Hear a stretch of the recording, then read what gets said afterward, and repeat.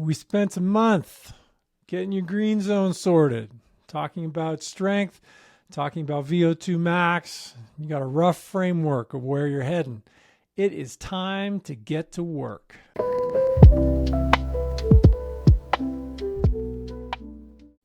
So let's bring back the original pyramid with health, metabolics, general capacity, specific capacity, and competition. That's a physiological way to look at things.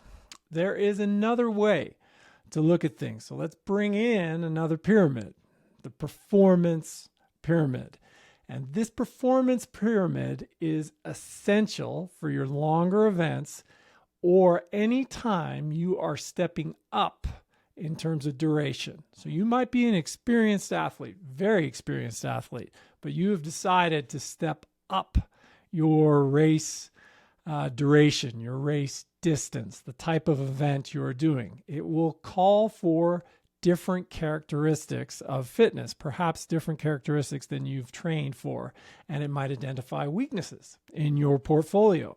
So let's get into it. So that first level, can you move for the duration of your event?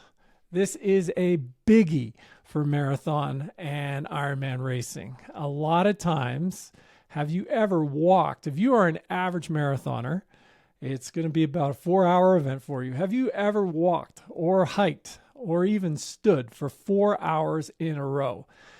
Yes or no?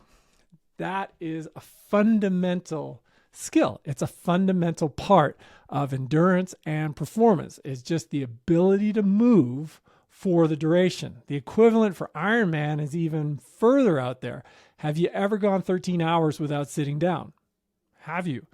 It's a big thing. So that first thing is, look, let's just get the body used to moving for the duration of the event in anything. So just being awake and moving around and not sitting down. And this is where cross training is really helpful to runners, because if you just go out and start banging out 4-hour runs, you're going to fall apart and you're not going to adapt and you're not going to be able to get those compound gains. Even more so, 70.3 athletes, Ironman triathletes, you really need to think about this. Okay. Next level up. The event implies a certain amount of mechanical work. In other words, to move your body 26.2 miles or 42.2 K or the whole distance in an Ironman requires a certain amount of work. What I recommend you do is think, how long does it take me to do that work with my current basic week? How many times am I doing the equivalent of my race each week? In other words, and that's going to give you a bit of a feel for, all right, how much do I have to boost my ability just to do work at any speed? This is not race pace work. This is work at any speed. And this is going to be zone 1 work when you're trying to build up this capacity. It's going to be very easy because that's going to be the type of work that we recover from the easiest and the quickest. And we're going to be able to compound ourselves up this ability just to do work. Get the work first. Get the hours first. This is an essential part. While you are doing this, you are going to be addressing the metabolics slice. And the pyramids are related to each other. Next up, what is race pace? Honest race pace, not sort of hopes and dreams race pace. Then we get into the work rate training. And for many people who are going long for the first time, they are going to be amazed at how slow this feels. Our minds are not built to understand how it feels 2, 3, 5, 8 hours after the race starts and what that's going to feel like.